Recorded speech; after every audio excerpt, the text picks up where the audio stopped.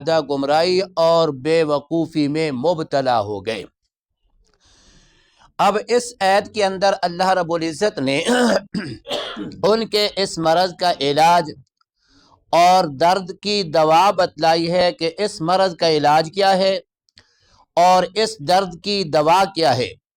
تو وہ اللہ تعالیٰ سے دعا اور ذکر اللہ کی کثرت ہے، یہ علاج ہے، یہ درد کی دوا ہے کہ اللہ رب العزت سے انسان ہر وقت دعا کرتا رہے اور ذکر اللہ زیادہ سے زیادہ کرے، اللہ کا ذکر زیادہ سے زیادہ کرے، جتنا بھی کر سکے۔ تو یہ دعا بھی اور ذکر اللہ بھی یہ علاج بھی ہے اور درد کی جو ہے وہ دور کرنے کے لیے یہ علاج ہے۔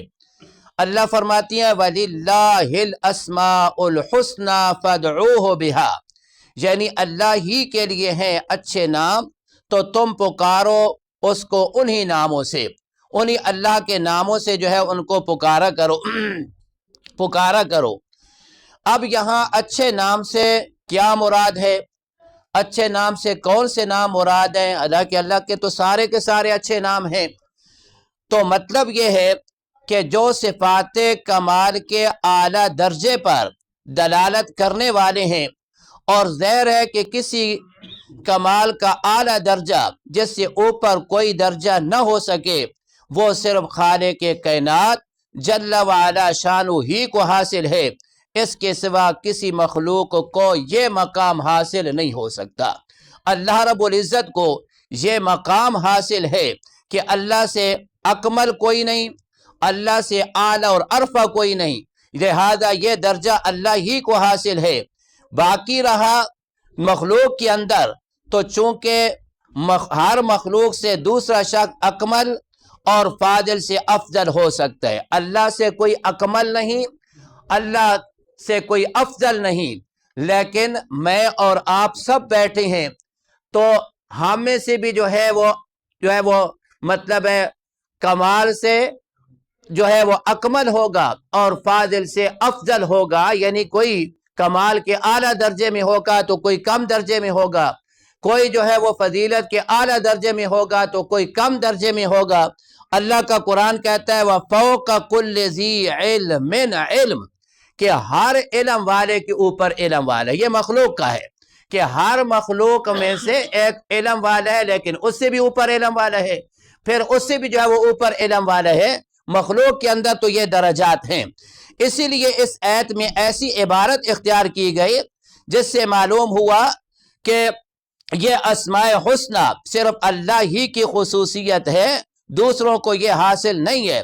فَادْعُوهُ بِهَا، تو جب یہ معلوم ہو گیا کہ اللہ کے لیے اسماء حسنہ ہیں، وہ اسماء اسی کے ذات کے ساتھ خاص ہیں، تو لازم ہے کہ اللہ ہی کو پکارو۔ اب یہاں یہ پکارنے کا معنی جو ہے وہ دعا کا ہے۔ دعا کے دو معنی ہیں، فَادْعُو، یہ جو لفظ ہے نا فَادْعُو بِهَا، یہ اس کا میں نے معنی کیا پکارنا، اور یہ قرآن مجید کے اندر استعمال ہوا ہے دو معنوں کے لیے۔ ایک اس کا معنی ہے ذکر اللہ، اللہ کا ذکر کرنا، اور اسی سے جو ہے اس کی حمد و ثنا، تسبیح اور اس کی جو ہے وہ بزرگی کو بیان کرنا، یہ سارے معنی اس کے اندر آ جاتے ہیں۔ دوسرا معنی ہے حاجات و مشکلات کے وقت اللہ تعالی سے اپنی حاجت کو طلب کرنا، اور مصائب اور آفات سے اور مشکلات کی آسانی کی درخواست کرنا۔ تو حمد و ثنا، تسبیح وغیرہ والا معنی بھی آتا ہے دعا کا، اور اس کا معنی جو ہے وہ اپنی مشکلات، اپنے مصائب، اپنے آفات کے اندر آسانی کے لیے اللہ سے درخواست کرنا، یہ بھی اس کا جو ہے وہ معنی موجود ہے۔ تو یہ دو معنی ہیں، اس لیے آیت کا معنی یہ ہوگا کہ حمد و ثنا اور تسبیح کے لائق بھی صرف اسی ذات پاک کو سمجھا جائے، اور مشکلات و مصائب سے نجات اور حاجت روائی بھی صرف اسی کے قبض قدرت میں سمجھے جائے۔ اللہ کے علاوہ کوئی مشکل حل کرنے والا نہیں، اللہ کے علاوہ کوئی حمد و ثنا کے لائق نہیں، اللہ ہی حمد و ثنا کے لائق بھی ہے، اور اللہ ہی مشکلات اور مصائب اور بلیات اور آفات سے نجات دینے والے ہے، اللہ کے علاوہ کوئی نجات دینے والا نہیں ہے۔ اب دعا کے کچھ آداب ہیں، اللہ رب العزت نے یہاں اس آیت کے اندر ان آداب میں سے 2 کا ذکر کیا۔ ایک یہ ہے کہ اللہ تعالیٰ کے سوا کوئی ذات حقیقی حمد و ثنا اور مشکل کشائی اور حاجت روائی کے لیے پکارنے کے لائق نہیں، اور دوسرا یہ ہے کہ اس کے پکارنے کے لیے بھی ہر شخص آزاد نہیں کہ جو الفاظ چاہے وہ اختیار کرے، جو الفاظ چاہے وہی اختیار کرے، بلکہ انہی الفاظ کے ساتھ اللہ کو پکارنا ہے کہ جو اللہ کی پکار کے لیے قرآن نے استعمال کیے ہیں، جو اللہ کی پکار کے لیے احادیث میں محمد مصطفیٰ نے بیان کیے ہیں۔ اللہ نے قرآن کے اندر جو الفاظ استعمال کیے ہیں یا محمد مصطفیٰ صلی اللہ علیہ وسلم نے احادیث کے اندر جو الفاظ استعمال کر سے اللہ سے مانگا گیا ہے، تو انہی کے الفاظ کے ساتھ اللہ سے دعا کرنی چاہیے۔ اور پھر اللہ کا وعدہ ہے، اللہ رب العزت فرماتی ہیں کہ جب انسان انہی کے ساتھ پکارے گا نا تو اللہ فرماتا ہے ادعونی استجب لکم، ان ناموں کے ساتھ مجھے پکارو، میں تمہاری پکار کو قبول کروں گا۔ وَإِذَا سَأَلَكَ عِبَادِي عَنِّي فَإِنِّي قَرِيبٌ أُجِيبُ دَعْوَةَ الدَّاعِ إِذَا دَعَانِ فَلْيَسْتَجِيبُوا لِي وَلْيُؤْمِنُوا بِي۔ پھر اللہ رب العزت کا وعدہ ہے کہ انہی ناموں کے ساتھ مجھے پکارو جو قرآن مجید کے اندر استعمال ہیں، اور انہی کے ساتھ جو محمد مصطفیٰ نے استعمال کیا ہے، تو پھر اللہ فرماتا ہے میں تمہاری دعا کو قبول کروں گا۔ اب اللہ نے یہ وعدہ فرما دیا کہ دعا کو قبول کروں گا، پتہ چلا کہ دعا رد نہیں ہوتی، لیکن دعا کی قبولیت کے احادیث رسول کے اندر آپ صلی اللہ علیہ وسلم نے 3 طریقے بتائے ہیں۔ ایک یہ ہے کہ انسان اللہ کے نام کا واسطہ دے کر جو بھی مانگتا ہے تو اللہ وہ عطا کر دیتا ہے۔ نمبر 2 کہ مانگتا ہے اللہ وہ عطا نہیں کرتا، بلکہ آنے والی کسی مصیبت کو اس دعا کی وجہ سے ٹال دیتا ہے۔ نمبر 3 جو مانگا وہ بھی نہ ملا اور مصیبت بھی نہ ٹلی، اللہ نے اس دعا کو ذخیرہ بنا کے اپنے پاس رکھ دیا۔ کل جب میزان عمل جو ہے وہ لایا جائے گا، اعمال جو ہے وہ ترازو کے اندر رکھے جائیں گے، تو اس کے اندر میری اور آپ کی ہوئی دعا بھی رکھی جائے گی۔ اب ہم پوچھیں گے کہ اللہ یہ نماز کا ثواب ہے میں نے پڑھی تھی، یہ روزے کا ثواب ہے میں نے رکھا تھا، یہ نوافل و تہجد تلاوت ہے میں نے کیے تھے، لیکن یہ ثواب کہاں سے آ گیا، میں نے تو یہ نہیں کیا۔ اللہ فرمائے گا کہ میرے بندے، دنیا میں تو نے دعائیں کی تھیں، میں نے جو تو نے مانگا تھا وہ عطا نہیں کیا تھا، اس کی وجہ سے مصیبت بھی دور نہیں کی تھی، ثواب بنا کر رکھ دیا تھا۔ آج تیرا اس نام اعمال کے اندر اور اس ترازو کے اندر وہ دعا کا ثواب بھی میں نے رکھ دیا ہے۔ اس وقت انسان کہے گا ہائے کاش دنیا میں نے بہت ساری دعائیں کی ہوتی اور اس کا بدلہ دنیا میں نہ ملا ہوتا، آج ثواب کی صورت میں مل جاتا اور مجھے جنت میں اعلیٰ درجہ نصیب ہو جاتا۔ تو بہرحال اللہ انسان کی دعا کو قبول کرتا ہے، رد نہیں فرماتا۔ امام بخاری اور امام مسلم نے روایت کیا ہے، پھر تفسیر امام ترمذی نے نقل کی ہے، امام مسلم اور امام بخاری نے کہ فرمایا کہ اللہ کے 99 نام ہیں، اور ان 99 ناموں کو جو انسان یاد کر لیتا ہے، جو انسان یاد کر لیتا ہے، داخل الجنہ، تو وہ انسان جنت میں داخل ہوگا، وہ انسان جنت میں داخل ہوگا۔ لیکن یاد رکھنا صرف ان ناموں کو یاد کرنے سے نہیں، نام تو کافر بھی یاد کر سکتا ہے، نام تو جو ہے وہ مشرک اور اس طرح جو ہے وہ بدکردار بھی یاد کر سکتا ہے۔ مطلب یہ ہے کہ ان ناموں کے جو مقتضیات ہیں ان کے مطابق عقیدہ اور عمل ان کے مطابق رکھتی ہوئی ہے، ان کو یاد کر لیتا ہے تو اللہ کے پیارے حبیب نے فرمایا کہ داخل الجنہ، وہ جنت میں داخل ہوگا۔ پھر وہ 99 نام امام ترمذی نے اول سے لے کر آخر تک پورے نام جو ہے وہ امام ترمذی نے اپنے کتاب کے اندر माशाअल्लाह लिख दिए हैं। अल्लाह इन मुहद्दिसीन की कब्रों के ऊपर करोड़ों रहमतें फरमाए। बड़ी मेहनत की है, बड़ी मेहनत की है माशाअल्लाह। और फिर मेहनत भी ऐसी नहीं कि हमारी तरह शुकूक व शुबहात, अगर एक जर्रे बराबर भी कहीं रावी का शक पड़ गया, काला की जगह कहीं यकूलो आ गया, तो फिर साथ ये भी जिक्र कर दिया काला औ यकूलो, कि अब यानी आप सल्लल्लाहु अलैहि वसल्लम से काला का लफ्ज मनकूल है या यकूलो का लफ्ज मनकूल है, मुझे इतना शक है, वो शक का भी जो है वो इजहार कर दिया। तो बड़ी मेहनत की है जो आज हम तक जो है ये दीन पहुंचा है, ये इन हजरात की दिन रात की मेहनत और काविश है। बहरहाल ये 99 नामों का आता है कि अगर कोई आदमी दुआ करता है और पहले 99 नाम पढ़ता है अल्लाह के, और उन 99 नामों का वास्ता पेश करके अल्लाह से दुआ करता है, तो अल्लाह उस दुआ को भी रद्द नहीं करता, उस दुआ को अल्लाह जो है वो कबूल फरमाता है। तो बहरहाल इसके अंदर मैंने ये लाई है इस वजह से कि ये मतलब है ये किताब, इसमें चंद दुआएं हैं, आप भी जो है वो याद कर लें। और ये दुआएं अल्लाह रब्बुल इज़्ज़त के प्यारे हबीब ने फरमाया कि ये दुआ जब इंसान कर लेता है तो अल्लाह रब्बुल इज़्ज़त उसको तमाम गमों से, तमाम परेशानियों से, हर किस्म की बलियात और मुसीबतों से अल्लाह उसको निजात देता है। पहली रवायत इसको इमाम बुखारी, मुस्लिम और तिरमिज़ी और निसाई की सही अहादीसों में जिक्र किया है कि रसूलुल्लाह सल्लल्लाहु अलैहि वसल्लम ने फरमाया कि जिस शख्स को कोई गम या बेचैनी या कोई मुहिम का यानी कोई ऐसी मुहिम दरपेश हो, तो उसको चाहिए कि ये कलिमात पढ़े, सब मुश्किलात अल्लाह उसकी आसान कर देगा, अल्लाह उसके लिए आसानियां पैदा कर देगा। और वो कलिमात ये हैं, ला इलाहा इल्लल्लाहुल अज़ीमुल हलीम, ला इलाहा इल्लल्लाहु रब्बुल अर्शिल अज़ीम, ला इलाहा इल्लल्लाहु रब्बुस समावाति वल अर्द व रब्बुल अर्शिल करीम। ये दुआ है। फरमाया कि जो आदमी को कोई परेशानी, कोई मुसीबत लायक हो और वो ये दुआ पढ़ ले, अल्लाह रब्बुल इज़्ज़त उसके लिए आसानियां पैदा कर देगा।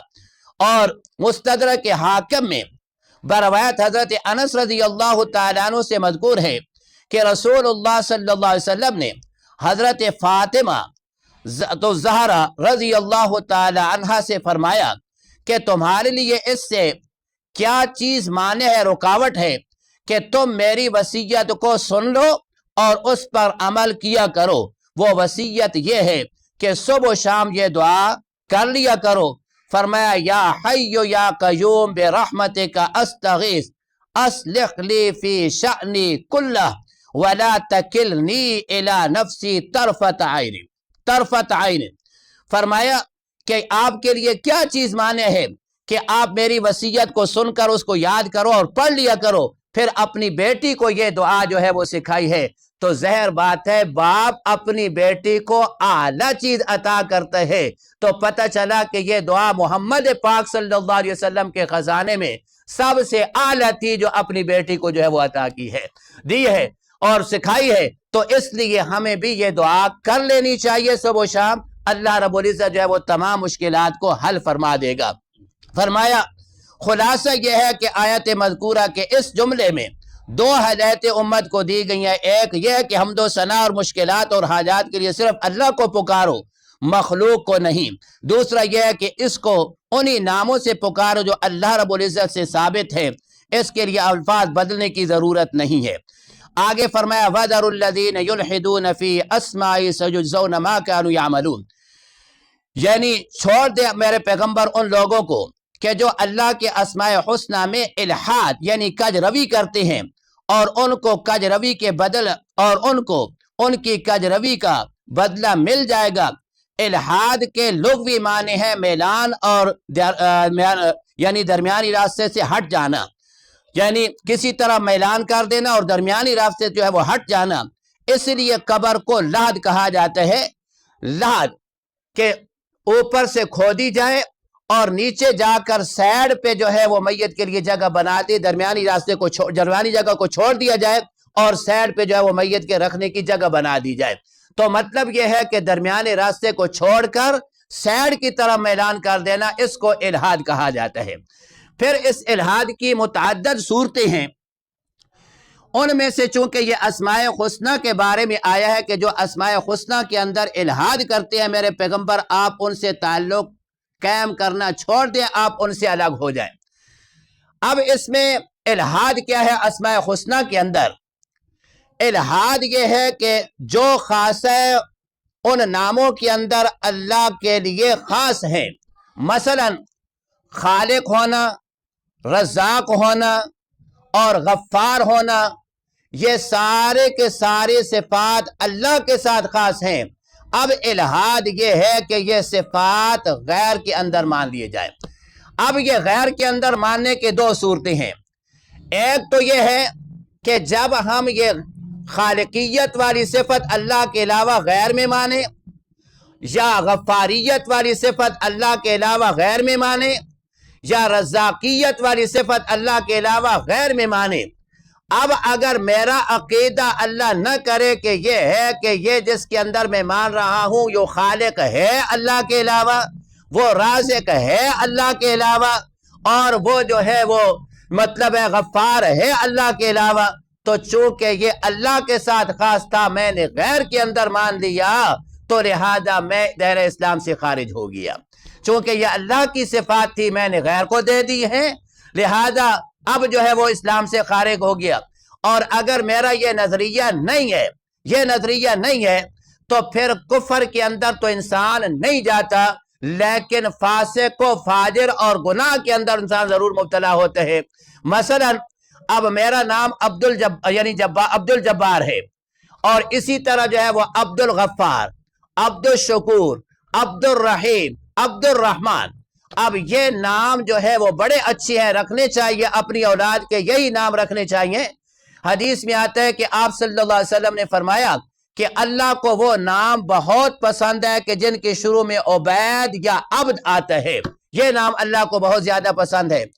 اب اگر ہم نے اپنے بیٹوں کے یہ نام رکھ دیے، لیکن اب نام لیتے ہیں ہم رزاق اور رحمان اور رحیم، تو یہ کبیرہ گناہ ہے، سخت گناہ ہے، اور یہ ہر وقت انسان جو ہے اس گمراہ کے اندر مبتلا رہتے ہیں۔ جتنی مرتبہ بھی ہم یہ نام لیں گے، یعنی پیچھے عبد کا لفظ نہیں ملائیں گے، جتنی مرتبہ بھی ہم یہ نام لیں گے اتنی مرتبہ ہم جو ہے وہ مرتکب کبیرہ کا ارتکاب کریں گے۔ اس لیے اس طرح کے ناموں کو اچھے طریقے سے عبد ساتھ ملانا چاہیے۔ عبد الجبار، عبد الخالق، عبد الرزاق، عبد الرحمن، عبید الرحمن۔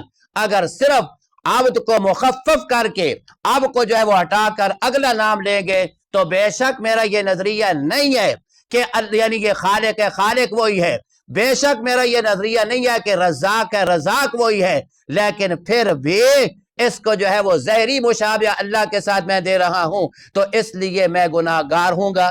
تو یہ الحاد کی ایک صورت ہے جو اللہ رب العزت نے اپنے پیغمبر کو فرمایا کہ وَذَرِ الَّذِينَ يُلْحِدُونَ فِي أَسْمَائِي، آگے پھر بتا دیا سَيُجْزَوْنَ مَا كَانُوا يَعْمَلُونَ، یہ جو الحاد کرتے ہیں اللہ کے ناموں کی صفات دوسروں کے اندر مانتے ہیں یا نہیں مانتے، ناموں کو بگاڑ کر لیتی ہیں، فرمایا سَيُجْزَوْنَ مَا كَانُوا يَعْمَلُونَ، ان قریب وہ اس کا بدلہ پا لیں گے جو وہ کیا کرتے تھے۔ اللہ رب العزت عمل کی توفیق عطا فرمائے۔ الحمدللہ رب العالمین والعاقبۃ للمتقین، الصلاۃ والسلام علی سید الرسل وخاتم الانبیاء۔ اللہم اعنا علی ذکرک وشکرک وحسن عبادتک، اللہم لا مانع لما اعطیت ولا معطی لما منعت ولا ينفع ذا الجد منک الجد۔ یا الہ العالمین، جو پڑھا ہے اپنے دربار کے اندر قبول و منظور فرما۔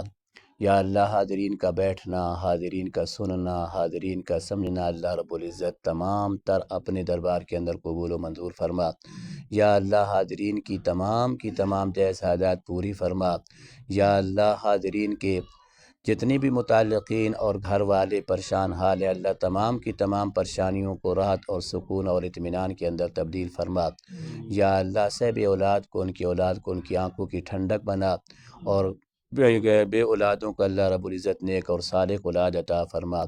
یا اللہ خیریت کی بران رحمت عطا فرما۔ یا اللہ خیریت کی بران رحمت عطا فرما۔ اللہم اغثنا غیثا مغیثا مریا مریا عاجلا غیر عاجل نافعا غیر ضار، وصلی اللہ تعالی علی خیر خلقہ محمد وعلی آلہ واصحابہ اجمعین برحمتک یا رب۔